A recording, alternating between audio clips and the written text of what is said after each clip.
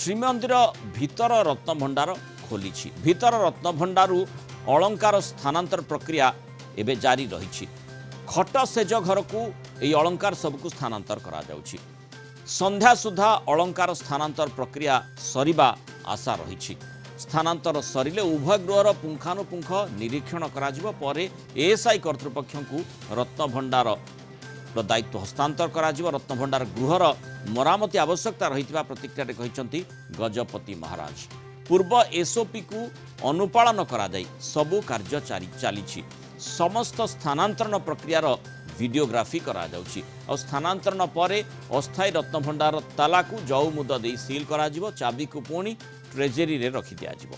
ଅଳଙ୍କାରଗୁଡ଼ିକୁ strong ରୁମ୍ରେ ନୂଆ ସିନ୍ଦୁକରେ ରଖିବା ପରେ ଭିତର ରତ୍ନଭଣ୍ଡାର ପ୍ରାଚୀନ ସିନ୍ଦୁକ ଏବଂ ଆଲମିରାଗୁଡ଼ିକୁ ମ୍ୟୁଜିୟମରେ ରଖିବାକୁ ଯୋଜନା ରହିଛି। ଆଉ ସ୍ଥାନାନ୍ତର ସରିଲେ ଉଭୟ ଗୃହର ପୁଙ୍ଖାନୁପୁଙ୍ଖ ନିରୀକ୍ଷଣ କରାଯିବ। ସବୁଠୁ ଗୁରୁତ୍ୱପୂର୍ଣ୍ଣ କଥା ଯାହାକୁ ନେଇ ଜୋରଦାର ଚର୍ଚ୍ଚା ହୋଇଛି ଯେ ଶ୍ରୀମନ୍ଦିର ରତ୍ନଭଣ୍ଡାର ଭିତରେ ସୁଡ଼ଙ୍ଗ ବା ଗୁପ୍ତଦ୍ୱାର ଅଛି ନା ନାହିଁ ସେ କଥାଟିକୁ ମଧ୍ୟ ଗୁରୁତ୍ୱ ଦିଆଯିବ। ଲେଜର ସ୍କାନିଂ ଏ ଯେଉଁ ସୁଡ଼ଙ୍ଗ କଥା କୁହାଯାଉଛି ତାକୁ ଖୋଜିବ। ସୁଡ଼ଙ୍ଗ ବା ଗୁପ୍ତଦ୍ୱାର ଅଛି ନା ନାହିଁ ଏଏସ୍ଆଇ ତାକୁ ଅନୁଧ୍ୟାନ କରିବ। ଏଏସ୍ଆଇ ଲେଜର ସ୍କାନିଂ କରି ସୁଡ଼ଙ୍ଗ ଅଛି ନା ନାହିଁ ଅନୁଧ୍ୟାନ କରିବ। ରତ୍ନଭଣ୍ଡାରେ ସୁଡ଼ଙ୍ଗ ଥିବା ପ୍ରସଙ୍ଗରେ ଗଜପତି ମହାରାଜ ପ୍ରତିକ୍ରିୟା ରଖିଛନ୍ତି। 1971ରୁ ଏଏସ୍ଆଇ ଦାୟିତ୍ୱ ନେବା ପରେ ଆଦୌ ମରାମତି ହୋଇନି। ତେଣୁ ରତ୍ନଭଣ୍ଡାର ଗୃହର ମରାମତିର ଆବଶ୍ୟକତା ରହିଛି। ମରାମତି ବେଳେ ନୀତିକାନ୍ତି ଏବଂ ଦର୍ଶନ ଉଭୟ ପ୍ରଭାବିତ ନ ହେବା ଉପରେ ଗୁରୁତ୍ୱାରୋପ କରାଯାଇଛି। ଏ ସମ୍ପର୍କରେ ଅନୁଧ୍ୟାନ କରି ମୁଖ୍ୟ ପ୍ରଶାସକ ମରାମତି ସମୟ ନିର୍ଦ୍ଧାରଣ କରିବେ। ମରାମତି କାର୍ଯ୍ୟ ଶେଷ ହେବା ପରେ ଗଣତି ମଣତି ପ୍ରକ୍ରିୟା ଆରମ୍ଭ ହେବ। ତଦାରଖ କମିଟି ଏବଂ ପରିଚାଳନା କମିଟି ଉପସ୍ଥିତିରେ ଏହି ଗଣତି ମଣତି ଜାରି ରହିବ। ମହାପ୍ରଭୁଙ୍କ କୃପାରୁ ସବୁ କାମ ସୁରୁଖୁରୁରେ ଚାଲିଥିବା କହିଛନ୍ତି ଗଜପତି ମହାରାଜ। ଗତ ରବିବାର ବାହାର ରତ୍ନଭଣ୍ଡାର ଖୋଲି ସ୍ୱର୍ଣ୍ଣ ଏବଂ ରୌପ୍ୟ ଅଳଙ୍କାରଗୁଡ଼ିକୁ ଅସ୍ଥାୟୀ ଷ୍ଟ୍ରଙ୍ଗ ରୁମ୍କୁ ସ୍ଥାନାନ୍ତର କରାଯାଇଥିଲା ଏବଂ ଆଜି ଭିତର ରତ୍ନଭଣ୍ଡାରରୁ ଯେଉଁ ରତ୍ନ ଅଳଙ୍କାର ରହିଛି ତାକୁ ସ୍ଥାନାନ୍ତରଣ ପ୍ରକ୍ରିୟା ଜାରି ରହିଛି। ଆସନ୍ତୁ ଏ ସମ୍ପର୍କରେ କ'ଣ ପ୍ରତିକ୍ରିୟା ଦିଆଯାଇଛି ଟିକେ ଶୁଣିନେବା। ଗଜପତି ମହାରାଜ କ'ଣ କହିଛନ୍ତି ଶୁଣିବା। ଭିତର ରତ୍ନଭଣ୍ଡାରର ସମସ୍ତ ଗହଣା ଆଉ ମୂଲ୍ୟବାନ ସାମଗ୍ରୀ ଯାହା ଅଛି ତାହା ଭିତର ରତ୍ନଭଣ୍ଡାରରୁ ଘୁଞ୍ଚା ଯାଇ ଆମର ଯେଉଁ ଖଟଶେଜ ଘରକୁ ଅସ୍ଥାୟୀ ରତ୍ନଭଣ୍ଡାର ଭାବରେ ବ୍ୟବହାର କରାଯିବ ସେଠି ରଖାଯିବ। ଆମେ ଆଶା କରୁ ମହାପ୍ରଭୁଙ୍କ କୃପାରୁ ଆଜି ସନ୍ଧ୍ୟା ସୁଦ୍ଧା ସେ କାର୍ଯ୍ୟକ୍ରମ ପୂର୍ଣ୍ଣାଙ୍ଗ ହେବ। ଏବଂ ଆମେ ଦେଖିଲୁ ଯେ ବାହାର ରତ୍ନଭଣ୍ଡାରର ସବୁ ବର୍ତ୍ତମାନ ଆଲମାରି ପୁରୁଣା ଆଲମାରି ସବୁ ଘୁଞ୍ଚା ହେଇକି ବାହାରକୁ ନିଆ ହେଇଛି, ସଫାସଫି ହେଇଯାଇଛି। ଭିତର ଭଣ୍ଡାରରେ ଯେଉଁ ଆଲମାରି ଯେମିତି ଆଗରୁ ଅଛି ଆଲମାରି ସିନ୍ଦୁକ ସେଗୁଡ଼ାକ ସେଇଭଳିଆ ଅଛି। ଏବଂ ଯେଉଁଠି ରଖାହେବ ବାହାର ଭଣ୍ଡାର ସାମଗ୍ରୀ ସବୁ ଆମର ଚାଙ୍ଗଡ଼ା ଘର ଆଉ ଫୁଲ ଘରରେ ରଖା ହେଇସାରିଛି। ତାକୁ ବି ଆମେ ଦେଖିଲୁ। ତାକୁ ଷ୍ଟ୍ରଙ୍ଗ ରୁମ୍ ଭାବରେ ତାର ସିକ୍ୟୁର ଡୋର ସିଷ୍ଟମ ରଖାଯାଇଛି ଏବଂ ସିସିଟିଭି ମଧ୍ୟ ଇନଷ୍ଟଲ କରାହେଇଛି for round the clock monitoring. ତେଣୁ ବାହାର ଭଣ୍ଡାର ସବୁ ଜିନିଷ ଯେଉଁଟାକି ବିଭିନ୍ନ ପର୍ବରେ ବାହାରୁଛି, ଯେମିତି ଗତକାଲି ଆମର ସୁନାବେଶରେ ବାହାରିଥିଲା, ସେସବୁ ବାହାର ଭଣ୍ଡାରରେ ରଖାଯାଇଛି। ଆଉ ଭିତର ଭଣ୍ଡାର ସାମଗ୍ରୀ ଯେଉଁଟା ବର୍ତ୍ତମାନ ଖଟଶେଜ ଘରେ ରଖାଯିବ ତାକୁ ବି ଆମେ ଅନୁଧ୍ୟାନ କଲୁ। ସବୁ ଉତ୍ତମ ଭାବରେ ହାଇ ସିକ୍ୟୁରିଟି ସିଷ୍ଟମ ଆଉ ସ୍ପେଶାଲ ସିକ୍ୟୁର କବାଟ ସବୁ ସେଠିରେ ଲଗା ହେଇଛି ଖଟଶେଜ ଘରେ। ଆଉ ପୂର୍ବ ପ୍ରଥା ଅନୁସାରେ ଆଜି ସେଠାରେ ସମସ୍ତ ଗହଣା ଏବଂ ମୂଲ୍ୟବାନ ସାମଗ୍ରୀ ଖଟଶେଜ ଘରେ ରଖା ହେଇସାରିଲା ପରେ ସେ କବାଟକୁ ସେ ଖଟଶେଜ ଘର ଆଇରନ୍ କବାଟକୁ ଲକ୍ କରାଯିବ, ସିଲ୍ କରାଯିବ ଏବଂ ତାର ଚାବି ଆମର ଯେଉଁ ଜଗନ୍ନାଥ ଟେମ୍ପଲ ରୁଲ୍ସ ଅନୁସାରେ ଗଭର୍ଣ୍ଣମେଣ୍ଟ ଟ୍ରେଜେରୀରେ ମୁଖ୍ୟ ପ୍ରଶାସକ ଦାଖଲ କରିବେ। ଆଲୋଚନା କରିବା ପୁରୀ ବ୍ୟୁରୋ ହେଡ୍ ପ୍ରଦ୍ୟୁମ୍ନ ସାଥୁ ଆମ ସହିତ ଯୋଡ଼ାଇଛନ୍ତି। ପ୍ରଦ୍ୟୁମ୍ନ, ଦୁଇଟି ଗୁରୁତ୍ୱପୂର୍ଣ୍ଣ କଥା ଏରି ଭିତରେ ରହିଛି ଯେ ବାହାର ରତ୍ନଭଣ୍ଡାରକୁ ଯେଉଁ ରତ୍ନଭଣ୍ଡାରରେ ଯେଉଁ ଅଳଙ୍କାର ରହିଥିଲା ତାକୁ ନିଆଯିବା ପରେ ବର୍ତ୍ତମାନ ଆଜି ଭିତର ରତ୍ନଭଣ୍ଡାର ଅଳଙ୍କାରକୁ ସ୍ଥାନାନ୍ତର ପ୍ରକ୍ରିୟା ଜାରି ରହିଛି। ତା ଅର୍ଥ ପୂର୍ବରୁ ଯୋଭଳି ଆମେ ଦେଖିଛେ ଯେଉଁ ରହସ୍ୟ କଥା କୁହାଯାଉଛି ସେ ରହସ୍ୟ ଧୀରେ ଧୀରେ ଉନ୍ମୋଚନ ହେଉଛି ଭିତର ରତ୍ନଭଣ୍ଡାର କିଭଳି ରତ୍ନ ସବୁ ରହିଛି ସେ ସମ୍ପର୍କରେ ମାନେ ଆଗାମୀ ଦିନରେ ସ୍ପଷ୍ଟ ସୂଚନା ମିଳିବା ଆଶା କରାଯାଉଛି। ତେଣୁ ବର୍ତ୍ତମାନ ସବୁଠୁ ଗୁରୁତ୍ୱପୂର୍ଣ୍ଣ କଥା କିଭଳି ଶ୍ରୀମନ୍ଦିରର ବା ରତ୍ନଭଣ୍ଡାର ସୁରକ୍ଷା ତା ଉପରେ କେତେ ଦୂର ଗୁରୁତ୍ୱ ଦିଆଯିବ ଏବଂ ନିଶ୍ଚୟ ଗୁରୁତ୍ୱାରୋପ କରାଯାଉଛି ସେଥିପାଇଁ ପୁରା ସୁରକ୍ଷା ବଳରେ ସେହି ଅଞ୍ଚଳ ରହୁଛି। ଦ୍ୱିତୀୟ କଥାଟି ରହିଛି ଯେ ଯେଉଁଭଳି ଭାବରେ ଆମେ ଦେଖିଛେ ଦୀର୍ଘ ବର୍ଷ ଧରି ଭିତର ରତ୍ନଭଣ୍ଡାର ମରାମତି ଆବଶ୍ୟକତାକୁ ନେଇ ଚର୍ଚ୍ଚା ହୋଇଥିଲା, ମରାମତି ମଧ୍ୟ ହୋଇନାହିଁ, ମରାମତିର ଆବଶ୍ୟକତା ରହିଛି ମଧ୍ୟ ଏ କଥାଟି ଏଏସ୍ଆଇ ପକ୍ଷରୁ କୁହାଯାଇଛି। ଗଜପତି ମହାରାଜ ମଧ୍ୟ ନିଜେ କହୁଛନ୍ତି କାରଣ ଏତେ ବର୍ଷ ଧରି ଯେହେତୁ ସେ ତାହା ଅବହେଳିତ ବା ଅନଆଟେଣ୍ଡେଡ୍ ହୋଇ ରହିଥିଲା।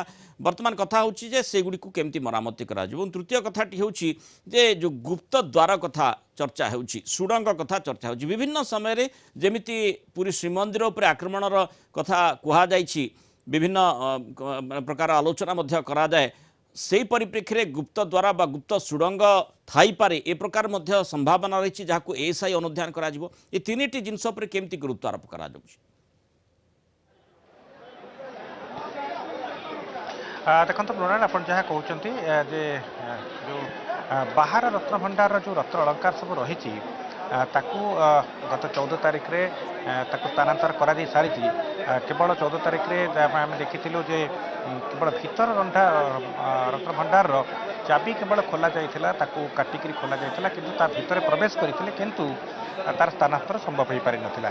ଆଜି ଗଜପତି ଯିବା ପରେ ଯାହା ଆମକୁ ଆନୁଷ୍ଠାନିକ ଭାବେ ତାଙ୍କର ସୂଚନା ରହିଛି, ବହୁତ ଗୁରୁତ୍ୱପୂର୍ଣ୍ଣ ସେ ସୂଚନା।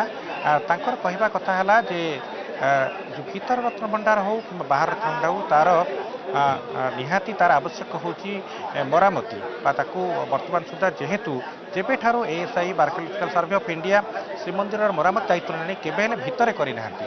ବାହାରର ଅଂଶ ସବୁ କରାଯାଇଛି କିନ୍ତୁ ଭିତର ରତ୍ନଭଣ୍ଡାରର କେବେ ହେଲେ କୌଣସି ତାର ମରାମତି କରାଯାଇ ପାରିନାହିଁ। ତେଣୁ ବର୍ତ୍ତମାନ ଗୋଟିଏ ବଡ଼ ସୁଯୋଗ ରହିଛି ଏଏସ୍ଆଇ ହାତରେ ଯେ ତାକୁ ସମ୍ପୂର୍ଣ୍ଣ ଭାବେ ତାର ମରାମତି କରିପାରିବ, ତା ସ୍ଥିତିକୁ ଯାଞ୍ଚ କରିପାରିବେ। ଇଏ ହେଲା ଗୋଟିଏ କଥା। ଦ୍ୱିତୀୟ କଥାଟି ହେଉଛି ଆପଣ ଯାହା କହୁଛନ୍ତି ଯେ ଯେଉଁ ଗୁପ୍ତ ସୁଡ଼ଙ୍ଗ କଥା ବିଭିନ୍ନ ସ୍ଥାନରେ ଯେଉଁ ପ୍ରକାର ଆସୁଛି ଯେ ଆହୁରି 7ଟି ତା ଦେହରେ ରତ୍ନଭଣ୍ଡାର 7ଟି ଦ୍ୱାର ରହିଛି, ବିଭିନ୍ନ ପ୍ରକାର କପୋଳକଳ୍ପିତ କଥା ଆସୁଛି, ବିଭିନ୍ନ ପ୍ରକାର କିମ୍ବଦନ୍ତୀ ରହିଛି, ଲୋକକଥା ରହିଛି। ପୁରୀରେ ମଧ୍ୟ ଅନେକ ବରିଷ୍ଠ ସେବାୟତ ମାନେ ମଧ୍ୟ ଏହାକୁ ବିଶ୍ୱାସ କରନ୍ତି। ସେସବୁକୁ ଦେଖିଲେ ଆଜି ଯେଉଁଭଳି ଭାବରେ ଗତ ଥର ମଧ୍ୟ ଯାଇଥିଲେ ଯେଉଁ ସଦସ୍ୟମାନେ ଏବଂ ଆଜି ଯେଉଁ ଗଜପତିଙ୍କର କଥା କହିବା କଥା ହେଲା ଯେ ପ୍ରକୃତରେ ସେଭଳି କୌଣସି ପ୍ରକାରର ସେମାନେ ଦେଖିନାହାନ୍ତି, କିନ୍ତୁ ଗଜପତିଙ୍କର ସ୍ପଷ୍ଟ କହିବା କଥା ହେଲା ଯେ ଯାହା ବି ଅଛି ତାକୁ ଲେଜର ସ୍କାନିଂ କରାଯିବ, ଅର୍ଥାତ୍ ଖାଲି ଆଖିରେ ଦେଖାଯାଇ ନଥାଇପାରେ, ତାକୁ ଲେଜର ସ୍କାନିଂ କଲା ପରେ ତା ଭିତରେ ଜଣାପଡ଼ିବ ଯେ କ'ଣ କ'ଣ ସ୍ଥିତି ତା ଭିତରେ ଅଛି କି କେଉଁ ଅବସ୍ଥାରେ ରହିଛି। ଏବଂ ଆଉ ଗୋଟିଏ କଥା ଯାହା ଗଜପତି ମଧ୍ୟ ସ୍ପଷ୍ଟ କରିଛନ୍ତି ସେଠି ହେଉଛି ଯେ ତାକୁ ବର୍ତ୍ତମାନ ସମସ୍ତ ଜିନିଷର ଯେଉଁ ଚାଙ୍ଗଡ଼ା ଘର ହେଉ କିମ୍ବା ଖଟଶଯ୍ୟା ଘରୁ ସ୍ଥାନାନ୍ତର କରାଯାଇଛି, ତାକୁ ସିସିଟିଭି ସର୍ଭେଲାନ୍ସରେ ରଖାଯାଇଛି, ତାକୁ ଆଲୋକୀକରଣ ଅବସ୍ଥାରେ ରଖାଯାଇଛି, ତା ଭିତରେ ଆଲୋକୀକରଣ କରାଯାଇଛି। ଏବଂ ବର୍ତ୍ତମାନ ଆମେ ଦେଖୁଛେ ଯେ ଯେଉଁ ସ୍ଥାନାନ୍ତର କଥାଟା ଉଠିଛି ତାକୁ ସମ୍ପୂର୍ଣ୍ଣ ଭାବେ ବାହାର ଭଣ୍ଡାର ସରିଛି, ଭିତର ଭଣ୍ଡାରର ସମ୍ପୂର୍ଣ୍ଣ ଅଂଶକୁ ବର୍ତ୍ତମାନ ସ୍ଥାନାନ୍ତର କରାଯାଉଛି। ସମ୍ଭବତଃ ବର୍ତ୍ତମାନ ଶେଷ ପର୍ଯ୍ୟାୟରେ ପହଞ୍ଚିଲାଣି ଯାହା ଆମକୁ କିଛି ସୂଚନା ମିଳୁଛି।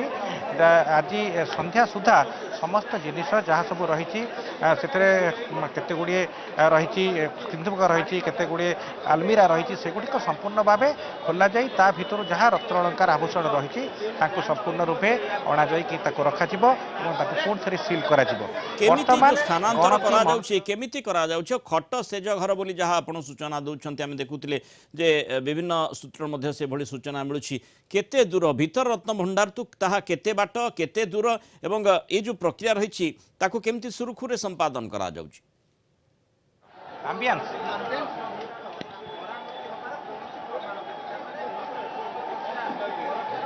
ଦେଖନ୍ତୁ ମୃଣାଲ, କହି ରଖେ ଯେ ଆମେ ଯେତେ ବରିଷ୍ଠ ସେବାୟତମାନଙ୍କ ସହ ଆଲୋଚନା କରିଛେ ସମ୍ପର୍କରେ प्रकृत में जो रही रत्नभंडार पाखापाखि अंचल अंचल रही खटसेज घर और रही चांगड़ा घर जो खटसेज घर रही महाप्रभुकर से खट सेज इत्यादि इत्यादि रही है तेणु से अंश जो रही खटसेज घर से स्ट्रंग रूम भाव व्यवहार कर अर्थात जो स्वर्ण अलंकार रही भितर रखा जापर ए प्रकार स्थिति अच्छी और द्वितीय कथा हूँ जो बाहर रत्नभंडार जहाँ सब भी रही रखा जाता गतकाली जो सुनावेश से अनुसार रखा जाता खटसेज घरे चांगड़ा घरे किंतु एबे जहाँ भी बाहर से भाव में सिंधुक और आलमीरा रखा जाई से सब स्ट्रंग रूम रे अलग कर रखा हबो तेणु ए सब समग्र जिनिस को आम देखुचु जे ताकू भिडियोग्राफी करा जाउची 3 जन भिडियोग्राफर भितर अच्छा जो मैंने कि तार समग्र भिडियोग्राफी करुँच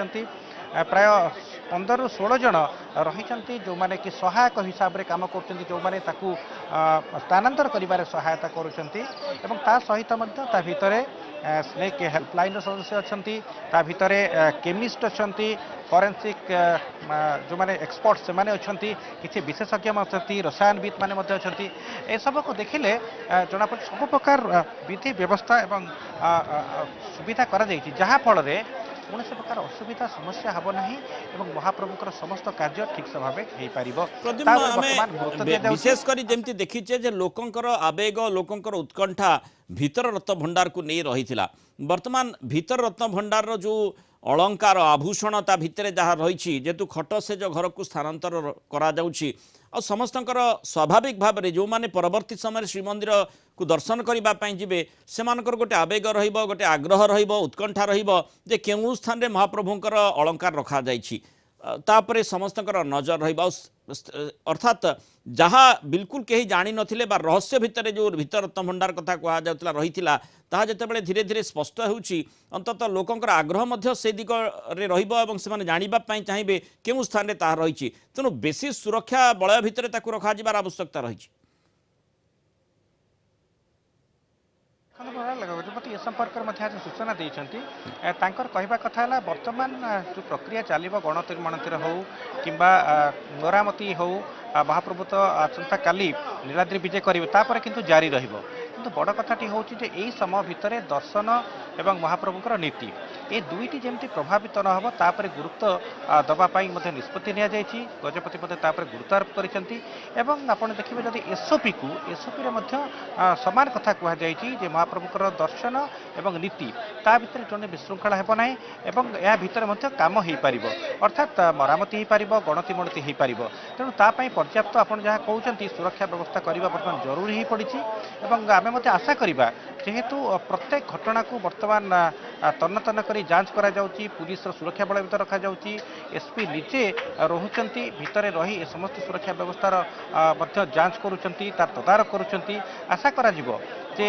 महाप्रभुंकर यही सब जो कार्य रही से सब कार्य भितर कौन समस्या प्रतिबंधक हम ना महाप्रभुंकर दर्शन व्यवस्था आ भितर जो नीति रही कारण जो चांगड़ा घर हो कि महाप्रभुंकर जो रही खटसेज घर हो कि रत्नभंडार हो ता भीतर को प्रवेश अनुमति से पर्यंत प्रवेश अनुमति क्या ना बाहर काठ पाखे वर्तमान दर्शन जारी रहिबो तेणु जेहेतु गर्भगृह भीतर को दर्शन अनुमति ना से पाखक कहीं जापारे ना किंतु जो मैंने से समय भितर जाऊँगी काम करने धरी नियंतु एएसआई काम कर तार मरामती कार्य कर कि गणति मणति जहाँ भीतर रत्नभंडार भितर हम से सब कार्य जोगु जब महाप्रभु नीति प्रभावित न हुए कि कौन समस्या हम ना दर्शन कर गुरुत्वारोप करने कथा गजपति कहते एसओपी उल्लेख रही बहुत बहुत धन्यवाद प्रद्युम्न विस्तृत आलोचन विस्तृत सूचन आम सहित रही।